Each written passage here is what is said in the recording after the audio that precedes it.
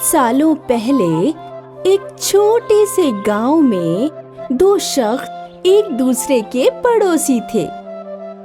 उनका नाम था मनु और धानु। दोनों के ही छोटी छोटी संचियां थीं समंदर के सामने, जिसमें दोनों अपनी शरीक हयात के साथ रहते थे। दोनों ने ही अपने घर में छोटे छोटे कमरे बनाए थे। मनु मुफलिसी की वजह से तकलीफ में रहता, अक्सर उसे फाकों से रहना पड़ता, इसीलिए वो हमेशा अल्लाह की इबादत करता। एक रोज एक दरख्त के खुदा उसकी इबादत से खुश हो गए और उसके फरियाद से करीब आए। बताओ तुम्हारी क्या फरियाद है नेक इंसान? ओ ओ ओ खुदा, तुमने मेरी फरियाद सुन ली। तुम एक नेक दिल इंसान हो, लेकिन जल्द बताओ तुम्हारी फरियाद क्या है? मैं दौलतमंद इंसान बनना चाहता हूँ ए खुदा। इंशाअल्लाह आमीन। वाकई में? लेकिन याद रहे, दौलत इतनी आसानी से नहीं आती।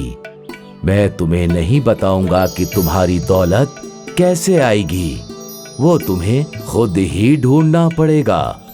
ठीक है परवरदिगार, तेरा लाख लाख शुक्रिया। मनु के आंगन में बहुत लंबे लंबे नारियल के दरख्त लगे थे, लेकिन उसने इन दरख्तों के बारे में कभी नहीं सोचा था। जल्दी ही ये नारियल पकने वाले हैं, क्यों ना इस बार हम इन्हें तोड़कर फरोख्त कर दे, इससे हमें पैसे मिल जाएंगे। ए मेरी शरीके हयात, अब हमें नारियल के बारे में सोचने की कोई जरूरत नहीं है।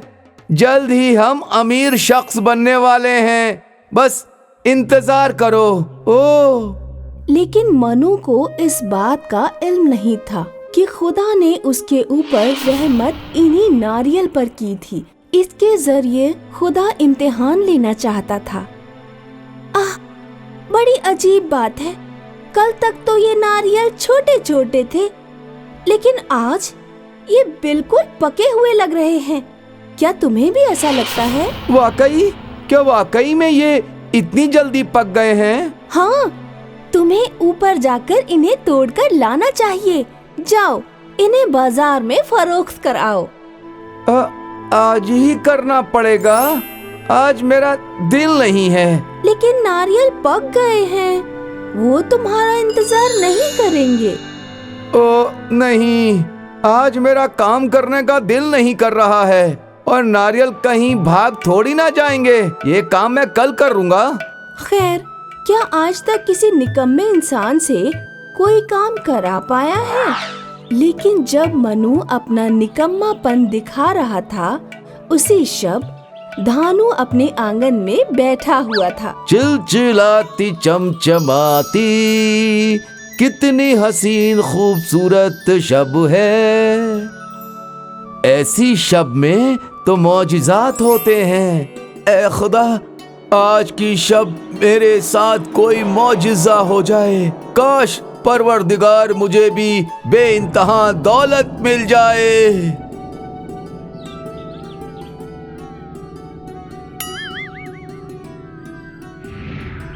ये क्या था? क्या ये तो नारियल है? इतना पका हुआ है, इसमें तो बहुत मीठा आब निकलेगा। वाह वाह परवरदिगार, दो नारियल दोनों ही मेरे आंगन में गिरे हैं। अब तो दोनों मेरे हैं। चलो, मनु को इस बात का इल्म भी नहीं होगा। तुम मेरे लिए क्या लाए हो? नारियल? हाँ मेरी शरीके हयात, ये दोनों मनु के दरख्त से गिरे हैं। ये हमारे आंगन में आकर गिरे थे। तो हमें उसे इत्तला नहीं करनी चाहिए? क्यों? जो हमारे आंगन में गिरा है वो हमारा है। जाओ, ये दोनों नारियल तोड़कर ले आओ। मैं ठंडा आप पीने के लिए बेकरार हो रहा हूँ।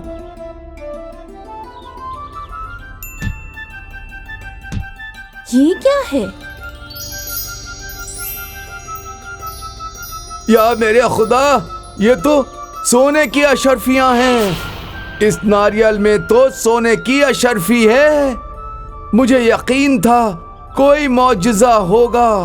جلدی دوسرا بھی توڑ دو۔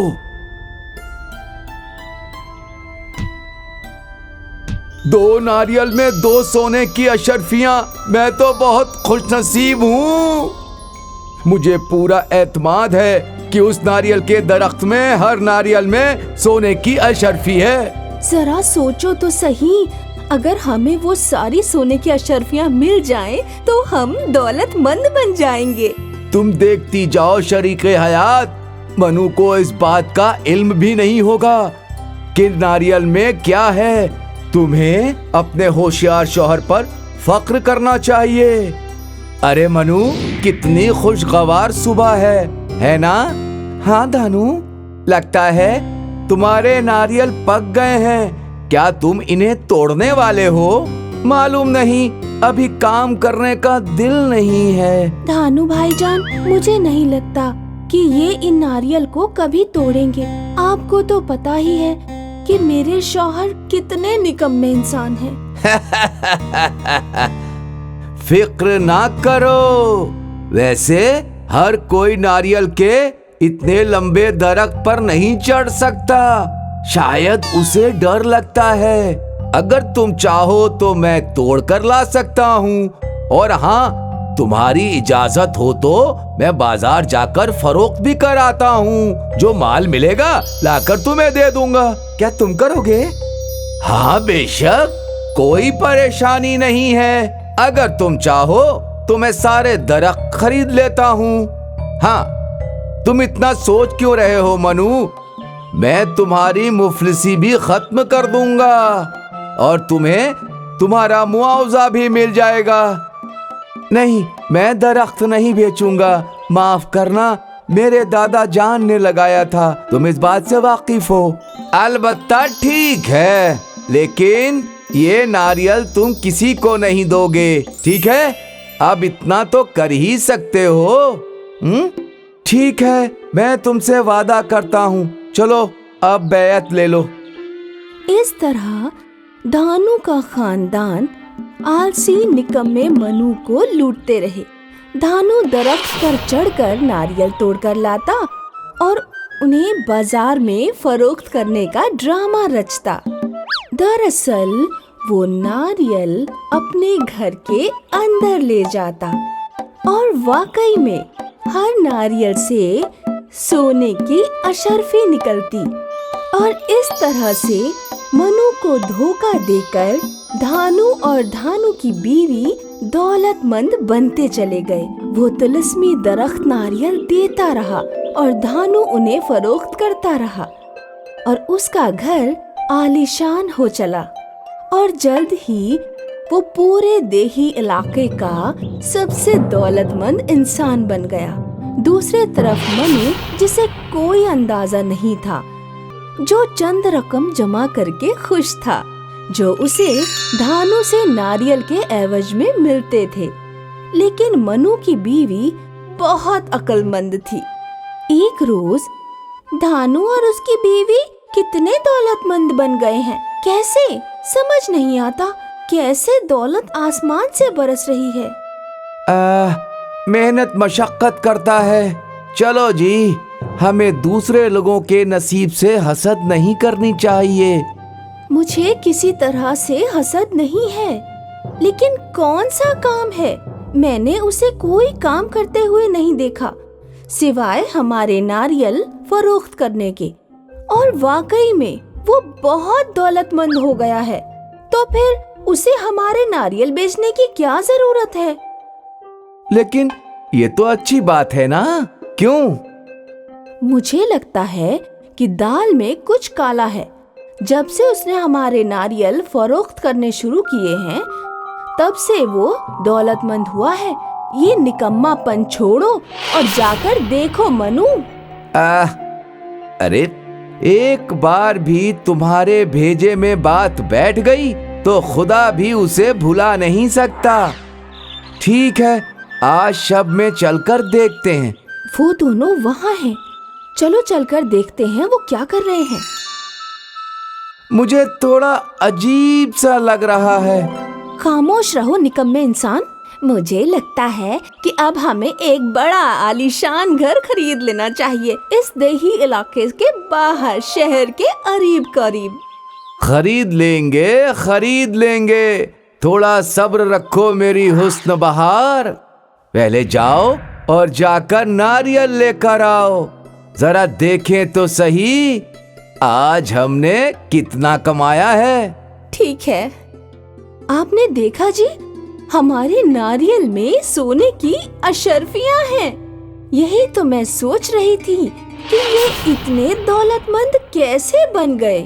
वाकई में, फिर तो ये सब हमारा है। मैं जाकर अभी देखता हूँ। धानु, धोखेबाज, मक्कार, तो इस तरह से तू दौलतमंद बना है, मेरे नारियलों में से सोना चुरा कर।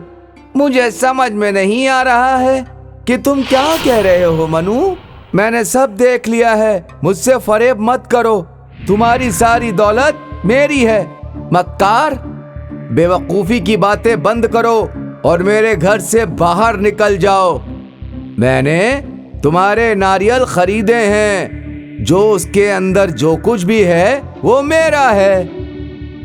नहीं, ये सब ठीक नहीं है। वो सारी सोने की अशर्फियां मेरी हैं। फिक्र मत करिए, आप परवरदिगार से फिर फरियाद करिए, वो आपकी मदद जरूर करेंगे। उस शब उसने कड़ी मेहनत इबादत की। काफी देर बाद खुदा फिर से रूबरू हुए। क्या हुआ मनु? मैं हमेशा इस तरह से नहीं आ सकता। दुनिया में बहुत सारे लोग हैं जिन्हें मेरी जरूरत है। ए परवरदिगार, मेरी मदद कीजिए।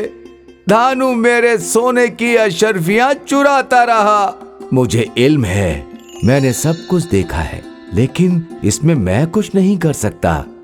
ये सब तुम्हारे निकम्मेपन की वजह से हुआ है। जो हो गया वो हो गया। लेकिन परवरदिगार। ठीक है, क्योंकि तुम एक नेक इंसान हो, मैं तुम्हारी मदद करूंगा, लेकिन तुम्हें मुझसे वादा करना होगा कि तुम पूरी शिद्दत से काम करोगे। वादा करता हूँ।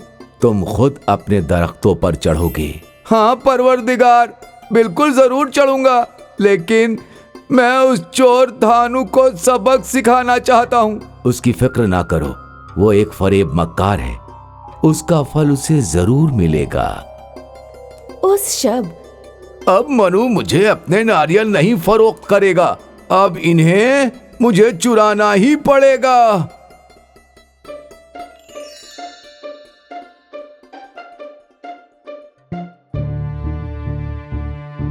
मेरी हुस्न बहार, जल्दी करो, मैं नारियल लेकर आया हूँ, जल्दी से तोड़ो इन्हें। यहाँ ले आओ।